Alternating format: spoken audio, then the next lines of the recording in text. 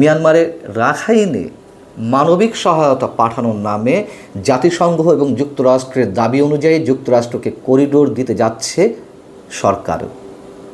আমরা এতদিন আমাদের সন্দেহের কথা, আশঙ্কার কথা জানাচ্ছিলাম, আমরা দাবি তুলছিলাম যে আমাদের সামনে খোলাসা করা হোক আসলে সরকার কি করতে যাচ্ছে। খোলাসা ঠিকই করেছে, কিন্তু খানিকটা, সব কিছু নয়। যে গোপন শর্তের কথা বলা হচ্ছে তা কেন ডিসক্লোজ করা হচ্ছে না? পররাষ্ট্র উপদেষ্টা তৌহিদ হোসেন রোববার সাংবাদিকদের প্রশ্নের জবাবে তিনি নিজের মুখে বলেছেন কি হতে যাচ্ছে।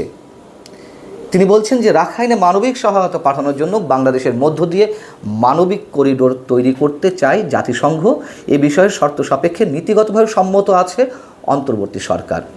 তিনি বলছেন জাতিসংঘের প্রস্তাব অনুযায়ী রাখাইনে মানবিক করিডোর দেওয়ার বিষয়ে বাংলাদেশ নীতিগতভাবে সম্মত। বাংলাদেশ নয়, এখানে বলতে হবে বাংলাদেশ সরকার, ইন্টারিম গভর্নমেন্ট। এটি মানবিক প্যাসেজ হবে। পররাষ্ট্র উপদেষ্টা বলছেন কিন্তু আমাদের কিছু শর্তাবলী আছে। আমি এর বিস্তারিতে যাচ্ছি না। যদি শর্তাবলী পালিত হয় তবে অবশ্যই আমরা সহায়তা করবে। শর্তাবলী যদি পালিত হয় তাহলে সরকার এই চুক্তি করবে। কিন্তু কী সেই শর্ত? কেন জাতিকে গোপনীয়তার মধ্যে রেখে, জাতিকে অন্ধকারে রেখে গোপনীয়তার সঙ্গে এই চুক্তি করা হতে যাচ্ছে?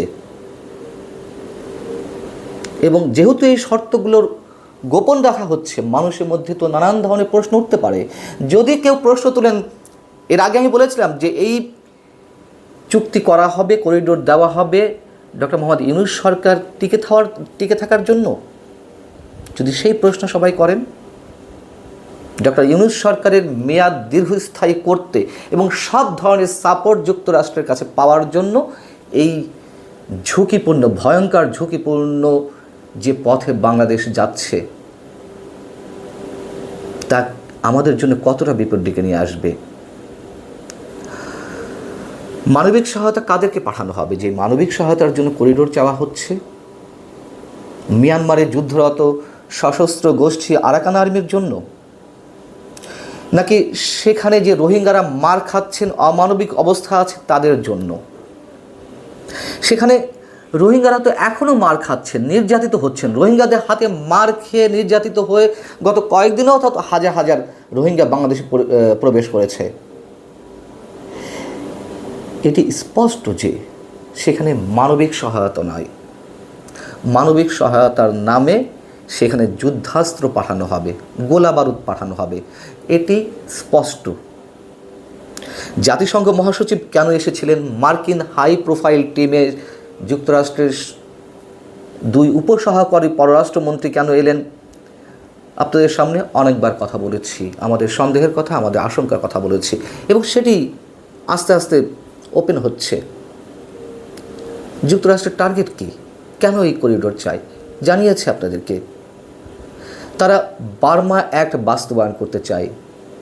সে দেশের সেনাবাহিনীকে যে $128 বিলিয়ন বাজেট দিল 2022 সালে, তার মধ্যে মিয়ানমারের সামরিক জান্তার বিরুদ্ধে যুদ্ধ করে মিয়ানমারের নিয়ন্ত্রণ পুরোটা নিয়ে সেখানে চীনের আধিপত্য ঠেকাতে চায়, এবং সেই কারণে আরাকান আর্মিকে তারা যুদ্ধাস্ত্র দিতে চায়। পররাষ্ট্র উপদেষ্টা আরও যা বলছেন, তিনি বলছেন মিয়ানমারের অভ্যন্তরীণ সংঘাত আমাদের স্বার্থের সঙ্গে সংশ্লিষ্ট, কারণ মিয়ানমারের একটি বিরাট জনগোষ্ঠী আমাদের দেশে আশ্রয় নিয়ে আছে এবং আমরা তাদের ফেরত পাঠাতে চাই।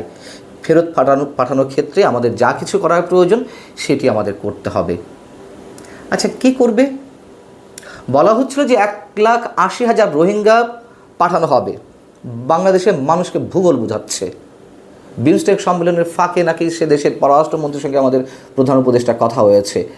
এত বছর চেষ্টা করে একজন রোহিঙ্গাকে পাঠানো হলো না। আবারও সেই কথা বলছি, হঠাৎ করে 1,80,000 রোহিঙ্গা নিয়ে নেবে? আর কাদের মাধ্যমে যাবে? আরাকান আর্মিকে টপকিয়েতে যেতে হবে বা আরাকান আর্মির সম্মতি নিয়ে যেতে হবে। সেই আরাকান আর্মিকে নিয়েই তো আমাদের পররাষ্ট্র উপদেষ্টা কদিন আগে বললেন যে আরাকান আর্মি এখন বাংলাদেশের জন্য গলার কাটা, যেহেতু তারা নন স্টেট অ্যাক্টর হিসেবে কাজ করছে, তাদের সঙ্গে তো কোনো চুক্তি হতে পারে না।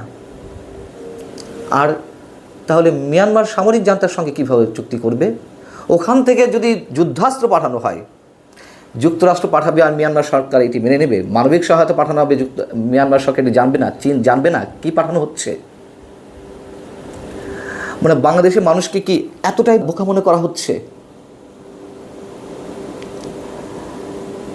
এবং এটাও সত্য কথা, এই যে করিডোর দেওয়া হবে যুদ্ধাস্ত্র পাঠানোর নামে, কিছু রোহিঙ্গা হয়তো আরাকান আর্মির নামে পাঠানো হবে, মানে মাধ্যমে, এবং বাংলাদেশের মানুষকে দেখানো হবে এই দেখো আমরা পাঠাচ্ছি, অন্য কেউ পারেনি, আমরা পারলাম।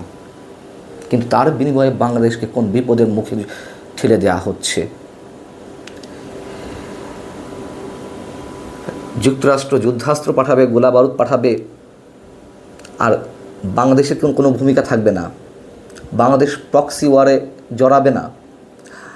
এবং এটা তো আমরা সবাই জানি, বিশ্বের এই অঞ্চলে সবচেয়ে ভয়ঙ্কর জিওপলিটিক্যাল মাইন্ড গেম চলছে। সেখানে চারটি শক্তি জড়িত: যুক্তরাষ্ট্র, রাশিয়া, চীন, ভারত। আমি বলেছি আপনাদেরকে, নিশ্চয়ই ভারতও হাত পা গুটিয়ে বসে থাকবে না, চীন বসে থাকবে না। এবং সে দেশে মানে মিয়ানমারের রাখাইনে যদি সত্যি যুদ্ধাস্ত্র পাঠানো হয়, সেক্ষেত্রে তো আমাদের সেনাবাহিনীকেও বিতর্কের মুখে ফেলা হবে, তাদের সহায়তা তো অবশ্যই দরকার।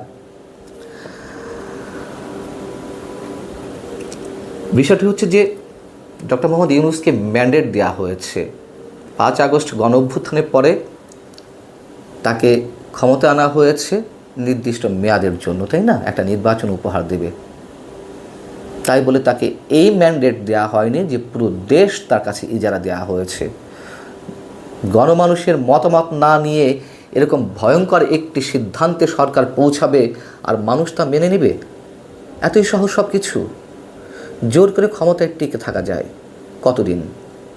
আমি আবারও বলছি, শর্তগুলোর কথা যদি ওপেন করা না হয়, আমরা ধরে নেব, আগেও বলেছি এখনও বলছি, এটি ডক্টর মোহাম্মদ ইউনূস সরকার ক্ষমতাকে দীর্ঘস্থায়ী করতে যুক্তরাষ্ট্রের বিশেষ এজেন্ডা বাস্তবায়ন করছে, এর বাইরে আর কিছু নয়। এবং শর্তগুলোর কথা আমাদেরকে কি বলবে? করিডোর দেওয়া মানেই হচ্ছে এটি, বললাম তো, যেখানে রোহিঙ্গারা এখনও পর্যন্ত মার খাচ্ছে আরাকান আর্মির কাছে, এর আগে মিয়ানমারের সামরিক জান্তার কাছে মার খেয়েছে, আর এখন আরাকান আর্মির কাছে। স্টারলিংক বাংলাদেশে দ্রুত গতিতে আনা হচ্ছে, তার পিছনে একটা উদ্দেশ্য রয়েছে সরকার, সে বিষয়ে আলোচনা করেছি। এবং গতকাল আপনাদেরকে জানিয়েছি যে এই স্টারলিংক ইন্টারনেট পরিষেবা আরাকান আর্মিদেরকেও ব্যবহার করতে দেওয়া হবে, এর ডিভাইসগুলো। তাদের মধ্যে যোগাযোগ তো খুব বেশি প্রয়োজন মিয়ানমারের সামরিক জান্তার বিরুদ্ধে যুদ্ধ করতে। ভালো থাকুন সবাই, দেখা যাক কি হয়। আল্লাহ হাফিজ। দর্শক, সম্পূর্ণ ভিডিওটি দেখলেন, আশা করি বিষয়টি বুঝতে পেরেছেন। এ নিয়ে আপনার গুরুত্বপূর্ণ মন্তব্যটি অবশ্যই কমেন্ট বক্সে জানিয়ে দিবেন। ধন্যবাদ।